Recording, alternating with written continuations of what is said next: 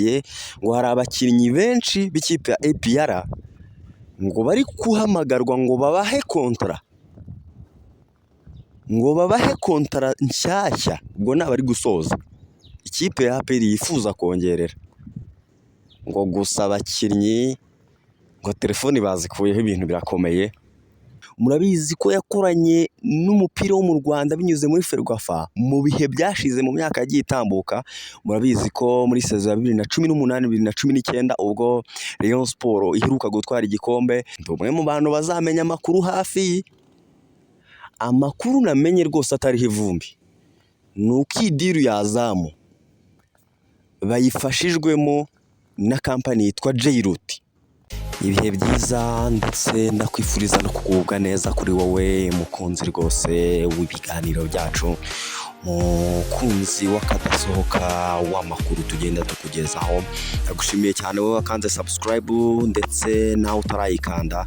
Nizere ko iki ari cyo gihe cyiza cyawe cyo kuba watwereka urukundo binyuze gukanda kuri subscribe gusa, kuko ni ibintu byoroshye gukanda kuri subscribe, ubundi ukajya ubona amakuru ndetse n'ibiganiro bigiye bitandukanye tugenda tukugezaho bya buri munsi, byiganjemo amakuru y'imikino avugwa mu makipe yo mu Rwanda, amakuru y'imikino avugwa mu makipe yo ku mugabane wa Afurika ndetse n'i Burayi, tutibagiwe na interviews zitandukanye, ubwo higanjemo nyine na highlights z'imikino ya Rwanda Premier League nk'uko mugenda muzikurikira mu bice bigiye bitandukanye ndetse no mu bihe bigiye binyuranye.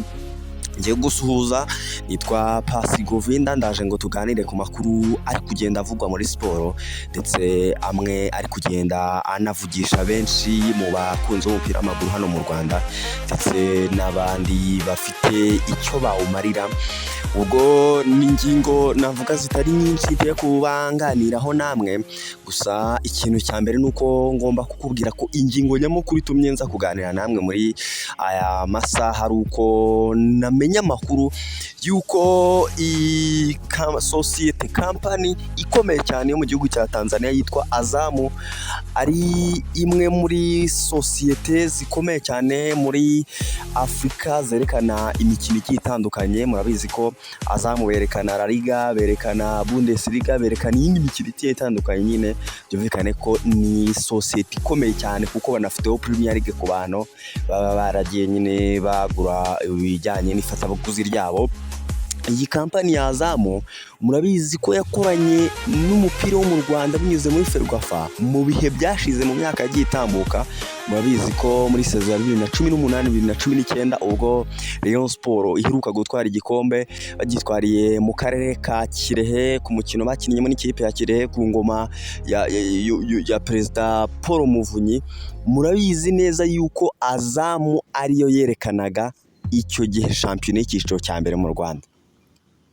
Amakuru atumye nza kubaganiza rero, iyi kampani ya Azamu yaje iherekeje ikipe y'igihugu ya Tanzania ije kwerekana imikino ya Tanzania yo muri FIFA series.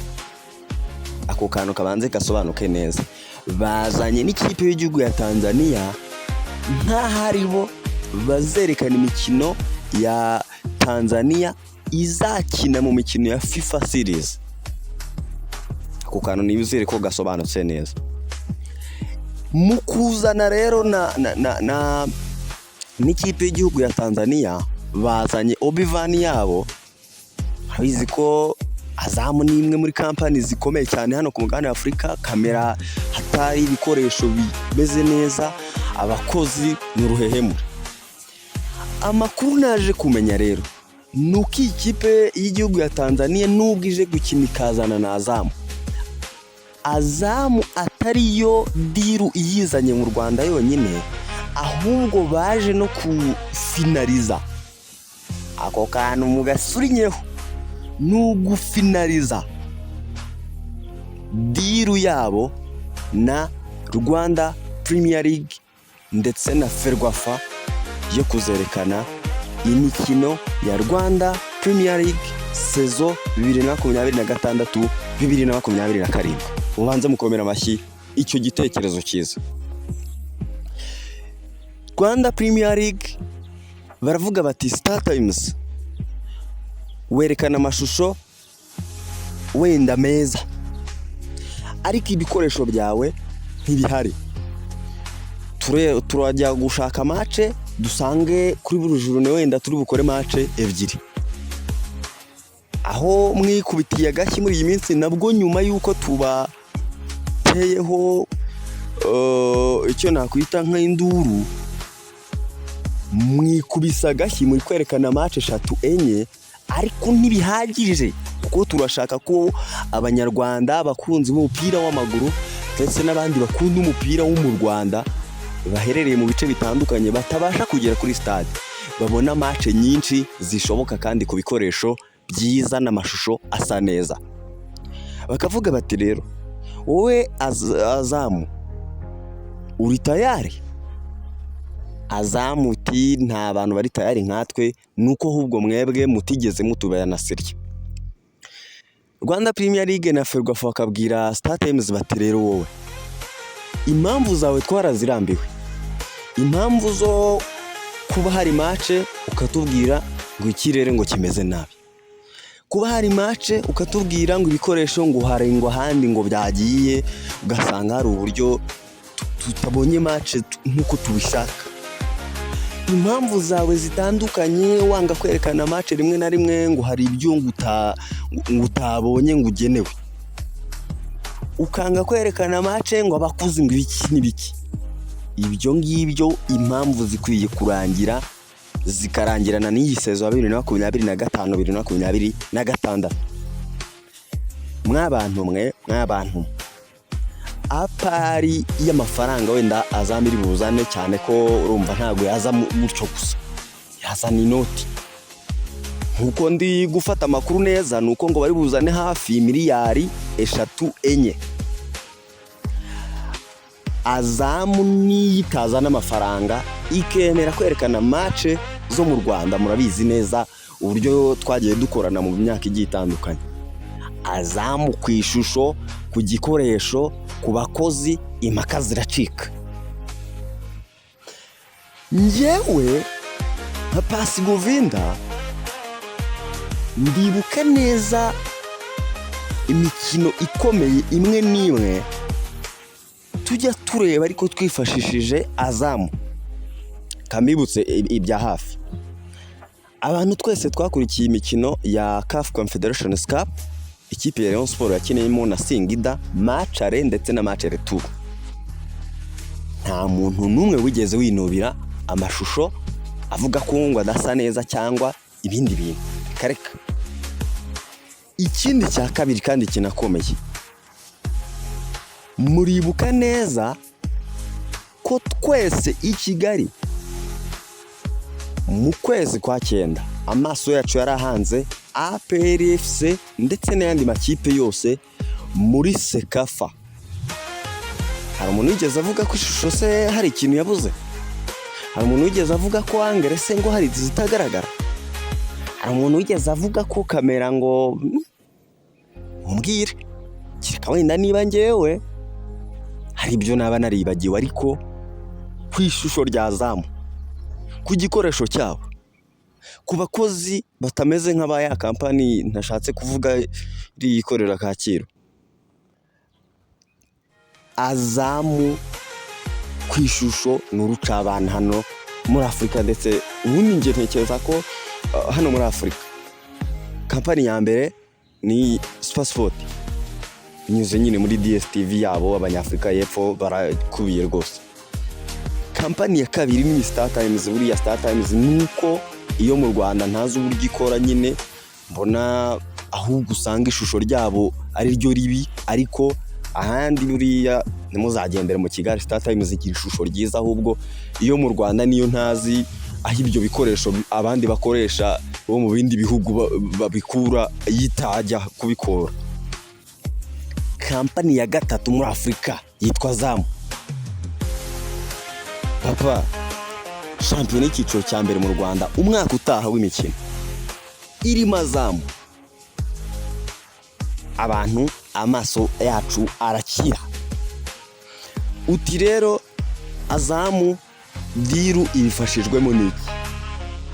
amakuru namenye, kandi mw'abantu umwe mu bantu bazamenya amakuru hafi, amakuru namenye rwose atariho ivumbi, ni uko iyi diru ya Azamu bayifashijwemo na kampani yitwa J-Root. Iyi J-Root ndakwibutsa neza yuko ari ya kampani yafashije Rayon Sport igiye kuzayiha amafaranga muri sezi itaha, ndetse n'ibikoresho bigiye bitandukanye, izayaha Kiyovu Sport, izayaha Gasogi United. Akavuga bati rero twebwe niba twiteguye gutanga amafaranga angana nk'ayo tuzatanga, dukwiye no kugaragara nyine kuri match nyinshi, ndetse no ku ishusho rizima, kandi no kuri audience nini yagutse. Urumva uko wareba Star Times ndetse na Magic Sport, siko wareba Azamu kameme, birumvikana cyane. Rero iyi J-Root nkaho n'ubundi ikomoka hariya muri Tanzania, baravuga bati twebwe twiteguye kuba twakora ibishoboka byose kugira ngo twagure espace yaho tuzagaragara, kuko natwe twiteguye gutanga amafaranga ahagije. Ubwo rero Azamu na Ferwafa ndetse na Rwanda Premier League, amasezerano diru, amakuru mpabwa neza rwose, irasinywa mu cyumweru gitaha. Ubwo iyi weekend irabivuyemo, amakuru bampaye neza nuko kuwa mbere ari bwo biteganyijwe ko bazasinyana icyo nakwita nka pre-contract, kuko kontara urumva yagutse, noneho bazayisinya sezo igiye gutangira, ku buryo umwaka utaha turabona ishusho hatari. Ubwo abantu batandukanye mwegereza dekoderi za Azamu, rwose ibintu biraryoshye cyane. Hano tujya kugura abonoma y'iriya kampani ugasanga ngo nta match yaciyeho. Ubwo rero Azamu Rwanda Premier League ku cyumweru gitaha muri sezi itaha turaba ari abacuti cyane. Muri Rayon Sport harimo n'undi wa mwuka. Ku munsi w'ejo ikipe yabo y'abagore yarakinaga, ndetse inabasha gutsinda ikipe ya Polisi Women Football Club, ndetse binatuma iyimbereho amanota agera kuri 3 ku rutonde rwa shampiyona, mu gihe muri iyi weekend bari buze gukina umukino wanyu musoza shampiyona. Byumvikane ko amahirwe nka 90% nuko Rayon Sport Women yamaze gutwara igikombe cya shampiyona hariya, kuko ayandi makipe yaba yoroshye cyane buri ikomeye iyi sezo yari Polisi, cyane ko mukino ubanza banganyirije Ishyorongi, mukino wo kwishyura nyine niwo bakinaga, biza kurangira babatsinze igitego kimwe ku busa, igitego cya umwari wa Seduja. Mu gihe mu ikipe ya APR amakuru ndi kubakurikiranira, hariyo dosiye ziremereye, ngo hari abakinnyi benshi b'ikipe ya APR ngo bari kuhamagarwa ngo babahe kontara nshyashya, ngo nabari gusoza. Ikipe ya APR yifuza kongerera, ngo gusa abakinnyi ngo telefoni bazikuyeho, ibintu birakomeye.